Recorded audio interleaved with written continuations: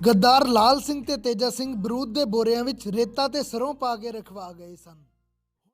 सिख बड़ी ही आसानी नाल गोलियां दा निशाना बन रहे सन, जिवें जंगल विच किसे जानवर दा शिकार किया जाता है। ते सिख भुखण भाने पूरी रात दे मींह विच भिजे कड़ाकेदार ठंड विच लड़ रहे सन। हाँ जी, सत श्री अकाल game changers success Dara channel ते आप सब दा जी आयां नूं। ਉਹ ਜਗ੍ਹਾ ਜਿੱਥੇ ਸਿੱਖ ਕਮਿਊਨਿਟੀ ਇਨਸਪਾਇਰ ਹੋਣ ਲਈ ਆਉਂਦੀ ਹੈ।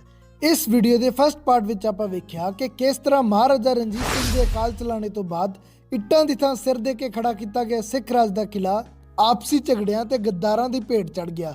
ਕਿਸ ਤਰ੍ਹਾਂ ਦਰਬਾਰ ਵਿੱਚ ਤੇ ਚੌਰਾਹਿਆਂ ਤੇ ਸ਼ਰੇਆਮ ਕਤਲ ਹੋਏ। ਉਸ ਵੀਡੀਓ ਨੂੰ ਤੁਸੀਂ ਬਹੁਤ ਜ਼ਿਆਦਾ ਪਿਆਰ ਦਿੱਤਾ, ਜਿਸ ਦੇ ਲਈ ਆਪ ਜੀ ਦਾ ਲੱਖ ਲੱਖ ਧੰਨਵਾਦ।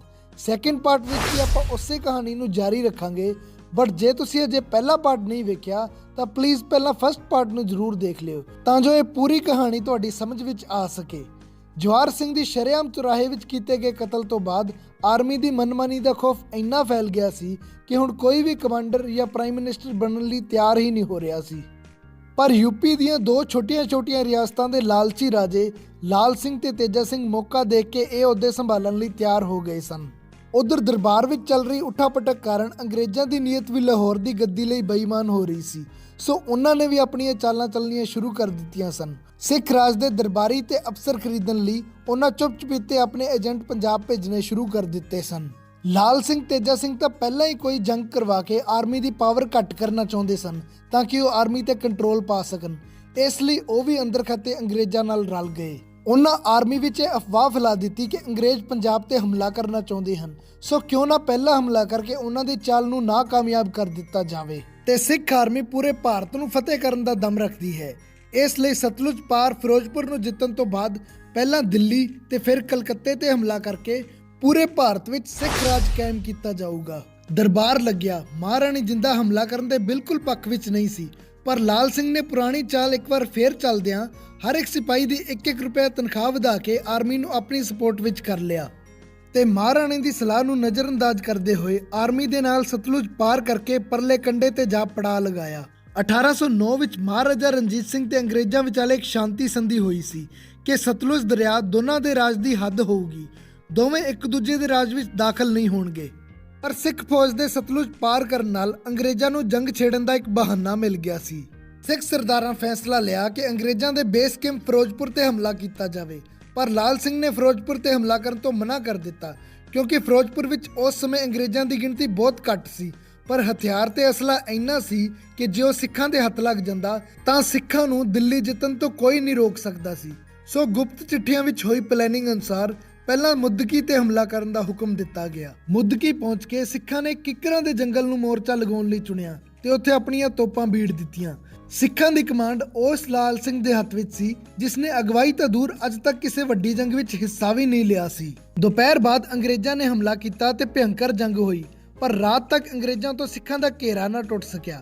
वार वार लगातार हमले करन नाल आखिरकार घेरा टुट गया ते रात दे हनेरे विच सिपाहियां दी हैंड टू हैंड भयंकर जंग हुई। ये पेंटिंग एक ब्रिटिश आर्टिस्ट दी तैयार की हुई है।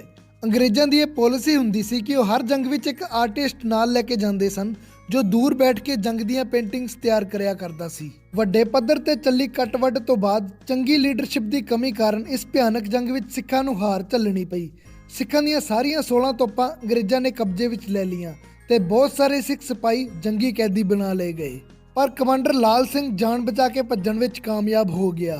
या इदां कह सकते हैं कि उसनूं अंग्रेज़ां ने अपने फायदे लई जान बुੱਝ के छड्ड दित्ता।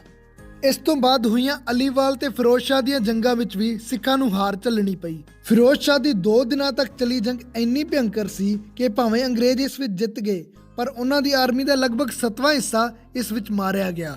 ਜਿੱਤਣ ਤੋਂ ਬਾਅਦ ਸਿੱਖਾਂ ਦੀਆਂ 75 ਤੋਪਾਂ ਤੇ ਹੋਰ ਕਾਫੀ ਸਾਜੋ ਸਮਾਨ ਅੰਗਰੇਜ਼ਾਂ ਨੇ ਆਪਣੇ ਕਬਜ਼ੇ ਵਿੱਚ ਲੈ ਲਿਆ। ਲਗਾਤਾਰ ਹੋ ਰਹੀਆਂ ਇਹਨਾਂ ਹਾਰਾਂ ਨੂੰ ਵੇਖ ਕੇ ਮਹਾਰਾਣੀ ਜਿੰਦਾ ਬਹੁਤ ਦੁਖੀ ਸੀ, ਪਰ ਉਸ ਦਾ ਵਸ ਨਹੀਂ ਚੱਲ ਰਿਹਾ ਸੀ। उसने जिस ते भी भरोसा किया हर एक ने उस नाल दगा ही कमाई सी। आखिरकार चारे पासे नज़र दौड़ा के गद्दारां दी भीड़ विचों उसने एक सूरमे नूं चुनिया, सरदार शाम सिंह जी अटारी नूं।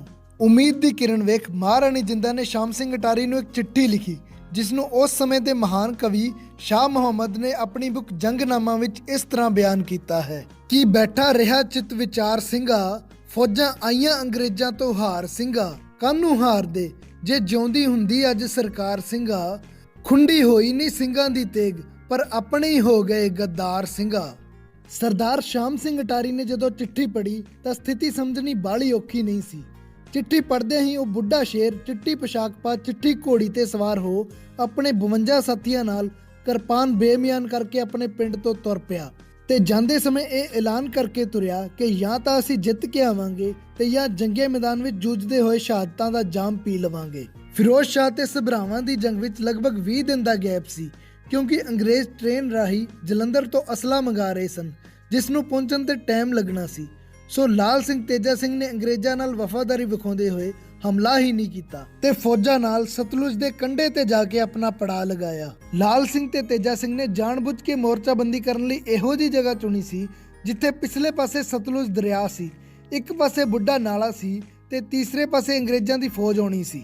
ਸਿੱਖਾਂ ਨੇ ਇਸ ਖਾਲੀ ਸਮੇਂ ਦੀ ਵਰਤੋਂ ਕਰਦੇ ਹੋਏ ਇੰਨੀ ਸ਼ਾਨਦਾਰ ਮੋਰਚਾਬੰਦੀ ਕਰ ਲਈ ਸੀ ਕਿ ਜਿਸ ਨੂੰ ਤੋੜਨ ਲਈ ਵੱਡੀ ਤੋਂ ਵੱਡੀ ਫੌਜ ਦੇ ਪਸੀਨੇ ਛੁੱਟ ਜਾਂਦੇ।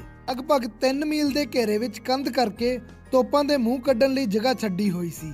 ਆਖਿਰਕਾਰ 10 ਫਰਵਰੀ 1846 ਨੂੰ ਅੰਗਰੇਜ਼ਾਂ ਨੇ ਹਮਲਾ ਕਰਨ ਦਾ ਪਲਾਨ ਬਣਾਇਆ। ਅੰਗਰੇਜ਼ ਸਵੇਰੇ ਤੜਕੇ ਹਮਲਾ ਕਰਕੇ ਸਿੱਖਾਂ ਨੂੰ ਹੈਰਾਨ ਕਰਨਾ ਚਾਹੁੰਦੇ ਸਨ, ਪਰ ਉਸ ਰਾਤ ਮੀਂਹ ਹੀ ਇੰਨਾ ਤੇਜ਼ ਪਿਆ ਤੇ ਇੰਨੀ ਜ਼ਿਆਦਾ ਧੁੰਦ ਸੀ ਕਿ ਕੁਝ ਦਿਖਾਈ ਹੀ ਨਹੀਂ ਦੇ ਰਿਹਾ ਸੀ। ਲਗਭਗ 6:30 ਵਜੇ ਦੇ ਕਰੀਬ ਜਦੋਂ ਧੁੰਦ ਘੱਟ ਹੋਈ ਤਾਂ ਅੰਗਰੇਜ਼ ਨੇੜੇ ਆਏ ਤਾਂ ਸਿੱਖਾਂ ਦਾ ਮੋਰਚਾ ਦੇਖ ਕੇ ਹੈਰਾਨ ਰਹਿ ਗਏ। ਜੰਗ ਸ਼ੁਰੂ ਹੋਈ ਤੇ ਦੁਪਹਿਰ ਤੱਕ ਅੰਗਰੇਜ਼ਾਂ ਨੇ ਕਈ ਹਮਲੇ ਕੀਤੇ, ਪਰ ਉਹਨਾਂ ਤੋਂ ਸਿੱਖ ਫੌਜ ਦਾ ਘੇਰਾ ਨਾ ਟੁੱਟ ਸਕਿਆ। ਕੁਝ ਅੰਗਰੇਜ਼ ਅਫਸਰ ਤਾਂ ਵਾਪਸ ਜਾਣ ਤੱਕ ਦੀ ਸਲਾਹ ਦੇਣ ਲੱਗ ਪਏ। ਇੱਧਰ PM ਤੇਜਾ ਸਿੰਘ ਨੇ ਰਾਤ ਤੋਂ ਹੀ ਸਤਲੁਜ ਦੇ ਉਰਲੇ ਪਾਸਿਓਂ ਖਾਣ ਪੀਣ ਦੇ ਸਮਾਨ ਦੀ ਸਪਲਾਈ ਬੰਦ ਕਰ ਦਿੱਤੀ ਸੀ ਤੇ ਸਿੱਖ ਭੁੱਖਣ ਭਾਣੇ ਪੂਰੀ ਰਾਤ ਦੇ ਮੀਂਹ ਵਿੱਚ ਭਿੱਜੇ ਕੜਾਕੇਦਾਰ ਠੰਡ ਵਿੱਚ ਲੜ ਰਹੇ ਸਨ। ਘੇਰਾ ਨਾ ਟੁੱਟਦਾ ਵੇਖ ਫਿਰ ਸਪੈਸ਼ਲੀ ਅੰਗਰੇਜ਼ੀ ਸਿਵਲ ਇੰਜੀਨੀਅਰਸ ਨੂੰ ਸੱਦਿਆ ਗਿਆ ਤੇ ਮੋਰਚੇ ਦਾ ਸਭ ਤੋਂ ਕਮਜ਼ੋਰ ਹਿੱਸਾ ਪਛਾਣ ਕੇ ਇੱਕ ਵਾਰ ਫੇਰ ਹਮਲਾ ਕੀਤਾ ਗਿਆ। ਇਸ ਵਾਰ ਉਹਨਾਂ ਨੂੰ ਕੰਧ ਤੋੜਨ ਵਿੱਚ ਕਾਮਯਾਬੀ ਮਿਲ ਗਈ ਤੇ ਫਿਰ ਦੋਹਾਂ ਧਿਰਾਂ ਵਿਚਕਾਰ ਭਿਆਨਕ ਜੰਗ ਸ਼ੁਰੂ ਹੋਈ। ਸਿੱਖ ਇੰਨੀ ਬਹਾਦਰੀ ਨਾਲ ਲੜੇ ਕਿ ਉਹਨਾਂ ਬ੍ਰਿਟਿਸ਼ ਆਰਮੀ ਦੇ ਛੱਕੇ ਛੁਡਾ ਦਿੱਤੇ। ਸਰਦਾਰ ਸ਼ਾਮ ਸਿੰਘ ਅਟਾਰੀ ਤੇ ਉਹਨਾਂ ਦੇ 52 ਸਾਥੀਆਂ ਨੇ ਲਗਭਗ ਅੱਧੇ ਘੰਟੇ ਵਿੱਚ ਹੀ ਮੇਜਰ ਡਿਗ ਸਮਿਥ ਦੇ 488 ਤੇ ਗਿਲਬਰਟ ਦੇ 685 ਬੰਦੇ ਢੇਰ ਕਰ ਦਿੱਤੇ। ਥੋੜੇ ਟਾਈਮ ਵਿੱਚ ਹੀ ਅੰਗਰੇਜ਼ਾਂ ਦੇ ਪੈਰ ਉਖੜ ਗਏ ਤੇ ਉਹ ਪਿੱਠ ਵਿਖਾ ਕੇ ਭੱਜਣ ਲੱਗ ਪਏ। ਉਹਨਾਂ ਨੇ ਆਪਣੀ ਹਾਰ ਮੰਨ ਲਈ ਸੀ, ਪਰ ਲਾਲ ਸਿੰਘ ਨੇ ਭੱਜੀ ਜਾਂਦੀ ਫੌਜ ਨੂੰ ਆਪਣਾ ਮੈਸੇਂਜਰ ਭੇਜ ਕੇ ਵਾਪਸ ਬੁਲਾ ਲਿਆ ਤੇ ਕਿਹਾ ਕਿ ਤੁਸੀਂ ਬਸ ਥੋੜਾ ਚਿਰ ਹੋਰ ਸਾਹਮਣਾ ਕਰੋ, ਕੁਝ ਇਹੋ ਜਿਹਾ ਹੋਣ ਵਾਲਾ ਹੈ ਕਿ ਜਿੱਤ ਆਪਣੇ ਆਪ ਤੁਹਾਡੀ ਝੋਲੀ ਵਿੱਚ ਪੈ ਜਾਊਗੀ। ਲਾਲ ਸਿੰਘ ਦੇ ਸੱਦੇ ਤੇ ਅੰਗਰੇਜ਼ ਫੌਜ ਇੱਕ ਵਾਰ ਫੇਰ ਵਾਪਸ ਆਈ ਤੇ ਜੰਗ ਕੁਝ ਟਾਈਮ ਹੋਰ ਚੱਲੀ। ਅੰਗਰੇਜ਼ਾਂ ਦੀ ਹਾਲਤ ਬਹੁਤ ਜ਼ਿਆਦਾ ਪਤਲੀ ਹੋ ਚੁੱਕੀ ਸੀ। ਚਾਰੇ ਪਾਸੇ ਗੋਰਿਆਂ ਦੀਆਂ ਲੋਥਾਂ ਦੇ ਢੇਰ ਲੱਗੇ ਹੋਏ ਸਨ। ਕੁਝ ਟਾਈਮ ਬਾਅਦ ਸਿੱਖਾਂ ਦਾ ਅਸਲਾ ਖਤਮ ਹੋ ਗਿਆ ਤੇ ਉਹਨਾਂ ਪਿਛਲੀ ਹੀ ਰਾਤ ਆਈ ਨਵੇਂ ਬਰੂਦ ਦੀ ਸਪਲਾਈ ਦੇ ਬੋਰੇ ਖੋਲੇ, ਜਿਸ ਨੂੰ ਵੇਖ ਕੇ ਸਿੱਖਾਂ ਦੇ ਪੈਰਾਂ ਹੇਠੋਂ ਜ਼ਮੀਨ ਹੀ ਖਿਸਕ ਗਈ। ਗੱਦਾਰ ਲਾਲ ਸਿੰਘ ਤੇ ਤੇਜਾ ਸਿੰਘ ਬਰੂਦ ਦੇ ਬੋਰਿਆਂ ਵਿੱਚ ਰੇਤਾ ਤੇ ਸਰੋਂ ਪਾ ਕੇ ਰਖਵਾ ਗਏ ਸਨ। ਹੁਣ ਨਿਹੱਥੇ ਸਿੰਘਾਂ ਤੇ ਅੰਗਰੇਜ਼ ਭਾਰੀ ਪੈਣ ਲੱਗ ਪਏ ਸਨ। ਸਿੱਖ ਬੜੀ ਹੀ ਆਸਾਨੀ ਨਾਲ ਗੋਲੀਆਂ ਦਾ ਨਿਸ਼ਾਨਾ ਬਣ ਰਹੇ ਸਨ, ਜਿਵੇਂ ਜੰਗਲ ਵਿੱਚ ਕਿਸੇ ਜਾਨਵਰ ਦਾ ਸ਼ਿਕਾਰ ਕੀਤਾ ਜਾਂਦਾ ਹੈ। ਪਲਾਨ B ਦੇ ਰੂਪ ਵਿੱਚ ਸਿੱਖਾਂ ਨੇ ਸਤਲੁਜ ਦੇ ਉਰਲੇ ਪਾਸੇ ਕੰਢੇ ਤੇ 37 ਤੋਪਾਂ ਬੀੜੀਆਂ ਹੋਈਆਂ ਸਨ ਕਿ ਜੇ ਬਾਈ ਚਾਂਸ ਪਿੱਛੇ ਹਟਣਾ ਪੈ ਜੇ ਤਾਂ ਵੀ ਇਸ ਪਾਸੇ ਜਵਾਬੀ ਕਾਰਵਾਈ ਕੀਤੀ ਜਾ ਸਕੇ। ਇਸ ਲਈ ਫਿਰ ਸਿੱਖਾਂ ਨੇ ਪਿੱਛੇ ਹਟ ਕੇ ਉਰਲੇ ਪਾਸੇ ਆਉਣ ਦਾ ਫੈਸਲਾ ਕੀਤਾ। ਪਰ ਸਿੱਖਾਂ ਨੂੰ ਵਾਪਸ ਆਉਂਦਾ ਵੇਖ ਕੇ ਰਾਜ ਦੇ ਲਾਲਚ ਵਿੱਚ ਅੰਨੇ ਹੋ ਚੁੱਕੇ ਤੇਜਾ ਸਿੰਘ ਨੇ ਤੋਪਾਂ ਦੇ ਗੋਲਿਆਂ ਨਾਲ ਪੁਲ ਹੀ ਉਡਵਾ ਦਿੱਤਾ। ਹੁਣ ਸਿੱਖ ਫੌਜਾਂ ਚਾਰੇ ਪਾਸਿਓਂ ਘਿਰ ਚੁੱਕੀਆਂ ਸਨ ਤੇ ਉਹਨਾਂ ਕੋਲ ਹੋਰ ਕੋਈ ਚਾਰਾ ਨਹੀਂ ਬਚਿਆ ਸੀ। ਕਈ ਸਿੰਘ ਤੈਰ ਕੇ ਦਰਿਆ ਪਾਰ ਕਰਨ ਦੀ ਕੋਸ਼ਿਸ਼ ਵਿੱਚ ਰੁੜ ਗਏ ਸਨ, ਕਿਉਂਕਿ ਪੂਰੀ ਰਾਤ ਹੋਈ ਭਾਰੀ ਬਰਸਾਤ ਕਾਰਨ ਦਰਿਆ ਵੀ ਪੂਰੇ ਉਫਾਨ ਤੇ ਸੀ ਤੇ ਬਾਕੀ ਦੀ ਫੌਜ ਮੌਤ ਨੂੰ ਸਾਹਮਣੇ ਖੜਾ ਵੇਖ ਕੇ ਵੀ ਜੂਝ ਰਹੀ ਸੀ। ਸਰਦਾਰ ਸ਼ਾਮ ਸਿੰਘ ਜੀ ਅਟਾਰੀ ਸਿੱਖਾਂ ਦੀ ਹੌਸਲਾ ਅਫਜ਼ਾਈ ਕਰ ਰਹੇ ਸਨ ਕਿ ਮੌਤ ਤਾਂ ਦੋਨੋਂ ਪਾਸੇ ਖੜੀ ਹੈ, ਇਸ ਲਈ ਪਿੱਠ ਦਿਖਾਉਣ ਨਾਲੋਂ ਹਿੱਕ ਤੇ ਗੋਲੀ ਖਾ ਕੇ ਅਣਖ ਦੀ ਮੌਤ ਮਰਨਾ ਹੀ ਸੂਰਮਿਆਂ ਦੀ ਨਿਸ਼ਾਨੀ ਹੈ। ਇਹ ਸੂਰਮਾ ਸਰਦਾਰ ਆਪ ਤੇ ਉਸ ਦੇ 52 ਸਾਥੀ ਜੂਝਦੇ ਹੋਏ ਜੰਗੇ ਮੈਦਾਨ ਵਿੱਚ ਸ਼ਹੀਦ ਹੋ ਗਏ ਤੇ ਜੰਗ ਤੋਂ ਬਾਅਦ ਜਦੋਂ ਸਰਦਾਰ ਸਾਹਿਬ ਦੀ ਦੇਹ ਲੱਭਣ ਦੀ ਕੋਸ਼ਿਸ਼ ਕੀਤੀ ਗਈ ਤਾਂ 3 ਮੀਲ ਦੇ ਘੇਰੇ ਵਿੱਚ ਜਿੱਥੇ ਲੋਥਾਂ ਦਾ ਸਭ ਤੋਂ ਵੱਡਾ ਢੇਰ ਲੱਗਾ ਸੀ, ਉੱਥੇ ਇਸ ਸ਼ੇਰ ਦਾ ਸਰੀਰ ਲਹੂ ਲੁਹਾਨ ਪਿਆ ਸੀ। 7 ਗੋਲੀਆਂ ਉਸ ਦੇ ਸੀਨੇ ਚੋਂ ਆਰ-ਪਾਰ ਸਨ ਤੇ ਜ਼ਖਮਾਂ ਦੀ ਗਿਣਤੀ 100 ਤੋਂ ਵੀ ਵੱਧ ਸੀ।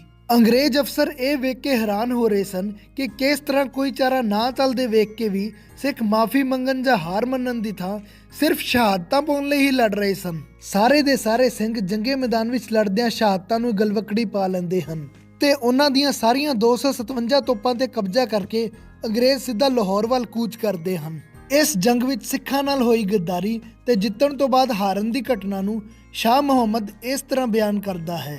ਜੰਗ ਹਿੰਦ ਪੰਜਾਬ ਦਾ ਹੋਣ ਲੱਗਾ, ਦੋਵੇਂ ਪਾਤਸ਼ਾਹੀ ਫੌਜਾਂ ਭਾਰੀਆਂ ਨੇ, ਅੱਜ ਹੋਵੇ ਸਰਕਾਰ ਤਾਂ ਮੁੱਲ ਪਵੇ, ਜਿਹੜੀਆਂ ਖਾਲਸੇ ਨੇ ਤੇਗਾ ਮਾਰੀਆਂ ਨੇ, ਘੋੜੇ ਆਦਮੀ ਗੋਲਿਆਂ ਨਾਲ ਉੱਡਣ, ਹਾਥੀ ਢਹਿੰਦੇ ਸਣੇ ਹਮਬਾਰੀਆਂ ਨੇ, ਸ਼ਾਹ ਮੁਹੰਮਦਾ ਇੱਕ ਸਰਕਾਰ ਬਾਝੋਂ, ਫੌਜਾਂ ਜਿੱਤ ਕੇ ਅੰਤ ਨੂੰ ਹਾਰੀਆਂ ਨੇ, ਫੌਜਾਂ ਜਿੱਤ ਕੇ ਅੰਤ ਨੂੰ ਲਾਹੌਰ ਵੱਲ ਕੂਚ ਕਰਦਿਆਂ ਰਸਤੇ ਵਿੱਚ ਉਹਨਾਂ ਨੂੰ ਰੋਕਣ ਦੀ ਕੋਈ ਬਾਹਲੀ ਜ਼ਿਆਦਾ ਕੋਸ਼ਿਸ਼ ਨਹੀਂ ਕੀਤੀ ਗਈ ਤੇ ਉਹ ਕੁਝ ਹੀ ਦਿਨਾਂ ਵਿੱਚ ਆਸਾਨੀ ਨਾਲ ਲਾਹੌਰ ਪਹੁੰਚ ਗਏ। ਅੰਗਰੇਜ਼ਾਂ ਨੇ ਪੰਜਾਬ ਤੇ ਪੂਰਾ ਕਬਜ਼ਾ ਕਰਨ ਦੀ ਥਾਂ ਹਜੇ ਸਿਰਫ ਅਨਡਾਇਰੈਕਟ ਵੇ ਨਾਲ ਲਾਹੌਰ ਦਰਬਾਰ ਵਿੱਚ ਆਪਣਾ ਦਬਦਬਾ ਬਣਾਉਣ ਦਾ ਫੈਸਲਾ ਕੀਤਾ, ਕਿਉਂਕਿ ਸਿੱਖ ਆਰਮੀ ਹਜੇ ਵੀ ਕਾਫੀ ਪਾਵਰਫੁਲ ਸੀ ਤੇ ਪੂਰਾ ਕਬਜ਼ਾ ਕਰਨ ਲਈ ਉਹਨਾਂ ਨੂੰ ਹਜੇ ਵੀ ਕਾਫੀ ਜੰਗਾਂ ਲੜਨੀਆਂ ਪੈਣੀਆਂ ਸਨ। ਤੇ ਫਰਵਰੀ ਦਾ ਮਹੀਨਾ ਖਤਮ ਹੋਣ ਤੋਂ ਬਾਅਦ ਹੁਣ ਗਰਮੀਆਂ ਦਾ ਮੌਸਮ ਸ਼ੁਰੂ ਹੋਣ ਵਾਲਾ ਸੀ, ਜਿਸ ਵਿੱਚ ਲੜਨਾ ਅੰਗਰੇਜ਼ਾਂ ਲਈ ਕਾਫੀ ਮੁਸ਼ਕਲ ਸੀ। ਇਸ ਲਈ ਫਿਰ ਸਿੱਖ ਰਾਜ ਤੇ ਅੰਗਰੇਜ਼ਾਂ ਵਿਚਾਲੇ ਲਾਹੌਰ ਦੀ ਸੰਧੀ ਹੋਈ। ਖਰੀਦੇ ਹੋਏ ਦਰਬਾਰੀਆਂ ਨਾਲ ਕੀਤੀ ਇਸ ਸੰਧੀ ਵਿੱਚ ਸਾਰੀਆਂ ਸ਼ਰਤਾਂ ਅੰਗਰੇਜ਼ਾਂ ਦੇ ਫਾਇਦੇ ਮੁਤਾਬਿਕ ਹੀ ਰੱਖੀਆਂ ਗਈਆਂ ਸਨ। ਜੰਗ ਦੇ ਖਰਚ ਅਤੇ ਜੁਰਮਾਨੇ ਵਜੋਂ ਜਾਣਬੁੱਝ ਕੇ ਸਿੱਖ ਦਰਬਾਰ ਤੇ ਉਹਨਾਂ ਦਿਨਾਂ ਵਿੱਚ 1.5 ਕਰੋੜ ਰੁਪਏ ਜੁਰਮਾਨਾ ਲਗਾਇਆ ਗਿਆ ਤੇ ਇੰਨੀ ਵੱਡੀ ਜੁਰਮਾਨੇ ਦੀ ਰਕਮ ਨਾ ਭਰੇ ਜਾਣ ਕਾਰਨ ਫਿਰ ਜੰਮੂ ਤੇ ਕਸ਼ਮੀਰ ਦਾ ਇਲਾਕਾ ਲਾਹੌਰ ਦਰਬਾਰ ਤੋਂ ਲੈ ਲਿਆ ਗਿਆ। ਫੌਜ ਦੀ ਗਿਣਤੀ ਘਟਾ ਕੇ 1 ਲੱਖ ਤੋਂ 20,000 ਸਿਪਾਹੀ ਕਰ ਦਿੱਤੀ ਗਈ ਤੇ ਨਾਬਾਲਗ ਹੋਣ ਕਾਰਨ ਦਲੀਪ ਸਿੰਘ ਨੂੰ ਮਹਾਰਾਜੇ ਦੀ ਗੱਦੀ ਤੋਂ ਹਟਾ ਕੇ ਰੂਲਿੰਗ ਪਾਵਰ ਇੱਕ ਕਮੇਟੀ ਨੂੰ ਦੇ ਦਿੱਤੀ ਗਈ, ਜਿਸ ਵਿੱਚ ਸਾਰੇ ਗੱਦਾਰ ਹੀ ਮੈਂਬਰ ਬਣਾਏ ਗਏ ਸਨ ਤੇ ਕਮੇਟੀ ਦਾ ਅਧਿਕਸ਼ ਬਣਾਇਆ ਗਿਆ ਸੀਗਾ ਅੰਗਰੇਜ਼ ਅਫਸਰ ਲਾਰੈਂਸ ਹੈਨਰੀ ਨੂੰ। ਮਹਾਰਾਣੀ ਜਿੰਦਾ ਨੂੰ ਸਰਪ੍ਰਸਤੀ ਤੋਂ ਹਟਾ ਕੇ 1.5 ਲੱਖ ਰੁਪਏ ਸਾਲਾਨਾ ਪੈਨਸ਼ਨ ਲਗਾ ਦਿੱਤੀ ਗਈ, ਜਿਸ ਨੂੰ ਬਾਅਦ ਵਿੱਚ ਘਟਾ ਕੇ 48,000 ਰੁਪਏ ਤੇ ਫਿਰ 12,000 ਰੁਪਏ ਕਰ ਦਿੱਤਾ ਗਿਆ। ਇਸ ਦਾ ਮੁੱਖ ਮਕਸਦ ਮਹਾਰਾਣੀ ਜਿੰਦਾ ਨੂੰ ਰਾਜਨੀਤੀ ਤੋਂ ਦੂਰ ਕਰਨਾ ਸੀ, ਪਰ ਮਹਾਰਾਣੀ ਨੇ ਆਪਣੇ ਸਾਥੀਆਂ ਨਾਲ ਰਲ ਕੇ ਅੰਗਰੇਜ਼ ਵਿਰੋਧੀ ਗਤੀਵਿਧੀਆਂ ਜਾਰੀ ਰੱਖੀਆਂ, ਜਿਸ ਕਾਰਨ ਫਿਰ ਉਹਨਾਂ ਨੂੰ 1849 ਵਿੱਚ ਦੇਸ਼ ਨਿਕਾਲਾ ਦੇ ਕੇ ਚੁਨਾਰ ਦੇ ਕਿਲੇ ਵਿੱਚ ਕੈਦ ਕਰ ਦਿੱਤਾ ਗਿਆ। ਸਖਤ ਪਹਿਰਾ ਹੋਣ ਦੇ ਬਾਅਦ ਵੀ ਮਹਾਰਾਣੀ ਮੰਗਲ ਨਾਮ ਦੀ ਦਾਸੀ ਦੀ ਮਦਦ ਨਾਲ ਸੇਵਾਦਾਰਨੀ ਦਾ ਭੇਸ ਬਦਲ ਕੇ ਕਿਲੇ ਵਿੱਚੋਂ ਭੱਜਣ ਵਿੱਚ ਕਾਮਯਾਬ ਹੋ ਗਈ ਤੇ ਕਈ ਦਿਨ ਜੰਗਲ ਵਿੱਚ ਭੁੱਖਣ ਭਾਣੇ ਤੁਰਨ ਤੋਂ ਬਾਅਦ ਸੱਪਾਂ ਦੀਆਂ ਸਿਰੀਆਂ ਮਿੱਧਦੀ ਹੋਈ ਮਹਾਰਾਣੀ ਨੇਪਾਲ ਪਹੁੰਚੀ ਤੇ ਨੇਪਾਲ ਦੇ ਰਾਜਾ ਜੰਗ ਬਹਾਦਰ ਨੂੰ ਆਪਣੀ ਦੁੱਖ ਭਰੀ ਕਹਾਣੀ ਸੁਣਾਈ। ਰਾਜਾ ਜੰਗ ਬਹਾਦਰ ਮਹਾਰਾਜਾ ਰਣਜੀਤ ਸਿੰਘ ਦਾ ਬਹੁਤ ਸਨਮਾਨ ਕਰਦਾ ਸੀ। ਉਸਨੇ ਮਹਾਰਾਣੀ ਨੂੰ ਪੂਰੇ ਰਾਜਸੀ ਸਨਮਾਨ ਨਾਲ ਰੱਖਣ ਦਾ ਇੰਤਜ਼ਾਮ ਕਰਵਾਇਆ, ਪਰ ਮਹਾਰਾਣੀ ਆਪਣੇ ਪੁੱਤਰ ਦੇ ਵਿਯੋਗ ਵਿੱਚ ਰੋਂਦੀ ਰਹਿੰਦੀ ਸੀ। ਉਧਰ ਮਾਂ ਤੋਂ ਦੂਰ ਕਰ ਪੜ੍ਹਾਈ ਦੇ ਬਹਾਨੇ ਦਲੀਪ ਸਿੰਘ ਨੂੰ ਇੰਗਲੈਂਡ ਭੇਜ ਦਿੱਤਾ ਗਿਆ। ਉੱਥੇ ਉਸਨੇ ਆਪਣਾ ਧਰਮ ਤਬਦੀਲ ਕਰਕੇ ਈਸਾਈ ਧਰਮ ਅਪਣਾ ਲਿਆ। ਇਧਰ ਅੰਗਰੇਜ਼ਾਂ ਦੀਆਂ ਵੱਧਦੀਆਂ ਮਨਮਾਨੀਆਂ ਦੇ ਵਿਰੋਧ ਵਿੱਚ ਸਿੱਖ ਸਰਦਾਰਾਂ ਨੇ ਇੱਕ ਵਾਰ ਫੇਰ ਜੰਗ ਛੇੜ ਦਿੱਤੀ, ਜਿਸ ਨੂੰ ਸੈਕੰਡ ਐਂਗਲੋ ਸਿੱਖ ਵਾਰ ਕਿਹਾ ਜਾਂਦਾ ਹੈ। ਹਾਲਾਂਕਿ ਉਹਨਾਂ ਨੇ ਸ਼ੁਰੂਆਤ ਵਿੱਚ ਕੁਝ ਮੋਰਚਿਆਂ ਤੇ ਸਫਲਤਾ ਪ੍ਰਾਪਤ ਕੀਤੀ, ਪਰ ਅੰਗਰੇਜ਼ਾਂ ਸਾਹਮਣੇ ਹੁਣ ਉਹਨਾਂ ਦੀ ਕਿੱਥੇ ਚੱਲਣੀ ਸੀ। ਅੰਗਰੇਜ਼ਾਂ ਨੇ ਇੱਕ ਵੱਡੀ ਆਰਮੀ ਨਾਲ ਗੁਜਰਾਤ ਦੀ ਜੰਗ ਵਿੱਚ ਇਸ ਵਿਦਰੋਹ ਨੂੰ ਨਿਬੇੜ ਦਿੱਤਾ ਤੇ ਇਸ ਤੋਂ ਬਾਅਦ ਪੂਰੇ ਪੰਜਾਬ ਵਿੱਚ ਈਸਟ ਇੰਡੀਆ ਕੰਪਨੀ ਦੇ ਰਾਜ ਦਾ ਐਲਾਨ ਕਰ ਦਿੱਤਾ। ਉਧਰ ਲੰਡਨ ਵਿੱਚ ਜਦੋਂ 12 ਸਾਲਾਂ ਬਾਅਦ ਦਲੀਪ ਸਿੰਘ ਨੂੰ ਆਪਣੀ ਮਾਂ ਬਾਰੇ ਪਤਾ ਲੱਗਾ ਤਾਂ ਉਹ ਆਪਣੀ ਮਾਂ ਨੂੰ ਮਿਲਣ ਭਾਰਤ ਆਇਆ। ਉਸਨੇ ਆਪਣੀ ਮਾਂ ਨੂੰ ਮਿਲਣ ਲਈ ਸੱਦਾ ਪੱਤਰ ਭੇਜ ਕੇ ਕਲਕੱਤੇ ਮਿਲਣ ਬੁਲਾਇਆ, ਕਿਉਂਕਿ ਗੋਰਿਆਂ ਨੇ ਦੋਹਾਂ ਚੋਂ ਕਿਸੇ ਨੂੰ ਵੀ ਪੰਜਾਬ ਵਿੱਚ ਵੜਨ ਦੀ ਇਜਾਜ਼ਤ ਨਹੀਂ ਦਿੱਤੀ। 12 ਸਾਲਾਂ ਬਾਅਦ ਜਦ ਦੋਹਾਂ ਦਾ ਮਿਲਾਪ ਹੋਇਆ ਤਾਂ ਦਲੀਪ ਆਪਣੀ ਮਾਂ ਦੇ ਗਲ ਲੱਗ ਕੇ ਰੋਣ ਲੱਗ ਪਿਆ, ਪਰ ਜਦ ਮਹਾਰਾਣੀ ਨੇ ਉਸਦੇ ਚਿਹਰੇ ਤੇ ਸਿਰ ਤੇ ਹੱਥ ਫੇਰਿਆ ਤਾਂ ਉਸਦੀਆਂ ਤਾਹਾਂ ਨਿਕਲ ਗਈਆਂ। ਕਹਿਣ ਲੱਗੀ, ਇਹ ਮੇਰਾ ਦਲੀਪ ਨਹੀਂ ਹੈ, ਜੇ ਮੈਂ ਵੇਖ ਨਹੀਂ ਸਕਦੀ ਤਾਂ ਮੇਰੇ ਨਾਲ ਇਹੋ ਜਿਹਾ ਮਜ਼ਾਕ ਤਾਂ ਨਾ ਕਰੋ। ਮਹਾਰਾਜੇ ਨੇ ਰੋਂਦੇ ਹੋਏ ਪੂਰੀ ਦਾਸਤਾਨ ਸੁਣਾਈ ਕਿ ਕਿੰਨਾ ਹਾਲਾਤਾਂ ਵਿੱਚ ਉਸ ਨੂੰ ਆਪਣੇ ਕੇਸ ਕਤਲ ਕਰਵਾਉਣੇ ਪਏ। ਇਸ ਤੋਂ ਬਾਅਦ ਦਲੀਪ ਸਿੰਘ ਨੇ ਇੱਕ ਵਾਰ ਫੇਰ ਸਿੱਖ ਧਰਮ ਅਪਣਾ ਲਿਆ ਤੇ ਗੋਰੀ ਸਰਕਾਰ ਤੋਂ ਇਜਾਜ਼ਤ ਲੈ ਕੇ ਆਪਣੀ ਮਾਂ ਨੂੰ ਵੀ ਨਾਲ ਇੰਗਲੈਂਡ ਲੈ ਗਿਆ। ਪਰ ਜ਼ਾਲਮਾਂ ਨੇ ਇੱਥੇ ਵੀ ਦੋਹਾਂ ਨੂੰ ਅੱਡ-ਅੱਡ ਸ਼ਹਿਰ ਵਿੱਚ ਰੱਖਿਆ ਤੇ ਮਹੀਨੇ ਵਿੱਚ ਸਿਰਫ 2 ਵਾਰ ਹੀ ਉਹਨਾਂ ਨੂੰ ਮਿਲਣ ਦੀ ਇਜਾਜ਼ਤ ਦਿੱਤੀ ਗਈ। 1 ਅਗਸਤ 1863 ਨੂੰ ਮਹਾਰਾਣੀ ਜਿੰਦ ਕੌਰ ਨੇ ਆਪਣੇ ਅੰਤਿਮ ਸਾਹ ਲਏ, ਜਿਸ ਤੋਂ ਬਾਅਦ ਮਹਾਰਾਣੀ ਦੀ ਅੰਤਿਮ ਇੱਛਾ ਪੂਰੀ ਕਰਨ ਲਈ ਦਲੀਪ ਸਿੰਘ ਉਸ ਦੀ ਬੋਡੀ ਨੂੰ ਭਾਰਤ ਲੈ ਆਇਆ, ਪਰ ਅੰਗਰੇਜ਼ਾਂ ਨੇ ਉਸ ਨੂੰ ਆਪਣੀ ਮਾਂ ਦੀਆਂ ਅੰਤਿਮ ਰਸਮਾਂ ਪੂਰੀਆਂ ਕਰਨ ਲਈ ਵੀ ਪੰਜਾਬ 'ਚ ਵੜਨ ਨਹੀਂ ਦਿੱਤਾ। ਇਸ ਲਈ ਦਲੀਪ ਸਿੰਘ ਗੋਦਾਵਰੀ ਦੇ ਕੰਢੇ ਮਹਾਰਾਣੀ ਦਾ ਅੰਤਿਮ ਸੰਸਕਾਰ ਕਰਕੇ ਉਸ ਦੀਆਂ ਅਸਥੀਆਂ ਸੁਰੱਖਿਅਤ ਰੱਖ ਕੇ ਵਾਪਸ ਚਲਾ ਗਿਆ। ਮਗਰੋਂ ਮਹਾਰਾਜੇ ਦੀ ਸ਼ਹਿਜ਼ਾਦੀ ਰੂਬਾ ਸੁਥਰਲੈਂਡ ਨੇ ਇਹਨਾਂ ਨੂੰ ਲਾਹੌਰ ਲੈ ਜਾ ਕੇ ਸਨਮਾਨ ਸਹਿਤ ਮਹਾਰਾਜਾ ਰਣਜੀਤ ਸਿੰਘ ਦੀ ਸਮਾਧ ਦੇ ਨਾਲ ਦਫਨਾ ਦਿੱਤਾ। ਸੋ ਇਸ ਤਰ੍ਹਾਂ ਫਰਸ਼ ਤੋਂ ਅਰਸ਼ ਤੇ ਪਹੁੰਚੀ ਤੇ ਇੱਕ ਆਮ ਲੜਕੀ ਤੋਂ ਏਸ਼ੀਆ ਦੇ ਸਭ ਤੋਂ ਵੱਡੇ ਰਾਜ ਦੀ ਮਹਾਰਾਣੀ ਬਣਨ ਵਾਲੀ ਇਸ ਦਲੇਰ ਔਰਤ ਦਾ ਦੁਖਦਾਈ ਅੰਤ ਹੋਇਆ। ਵੀਡੀਓ ਪਸੰਦ ਆਇਆ ਹੋਵੇ ਤਾਂ ਲਾਈਕ ਬਟਨ ਤੇ ਕਲਿੱਕ ਕਰਕੇ ਇਸ ਨੂੰ ਵੱਧ ਤੋਂ ਵੱਧ ਸ਼ੇਅਰ ਜ਼ਰੂਰ ਕਰਿਓ। ਵੀਡੀਓ ਨੂੰ ਇੰਨਾ ਜ਼ਿਆਦਾ ਮਾਣ ਬਖਸ਼ਣ ਲਈ ਦੂਸਰਿਆਂ ਤੋਂ ਚੈਨਲ ਸਬਸਕ੍ਰਾਈਬ ਕਰਾਉਣ ਲਈ ਤੁਹਾਡਾ ਬਹੁਤ-ਬਹੁਤ ਧੰਨਵਾਦ ਤੇ ਹਮੇਸ਼ਾ ਦੀ ਤਰ੍ਹਾਂ ਜਾਣ ਤੋਂ ਪਹਿਲਾਂ ਕਮੈਂਟ ਬਾਕਸ ਵਿੱਚ ਵਾਹਿਗੁਰੂ ਜੀ ਲਿਖ ਕੇ ਆਪਣੀ ਹਾਜ਼ਰੀ ਜ਼ਰੂਰ ਲਵਾਇਓ। ਵਾਹਿਗੁਰੂ ਜੀ ਕਾ ਖਾਲਸਾ ਵਾਹਿਗੁਰੂ ਜੀ ਕੀ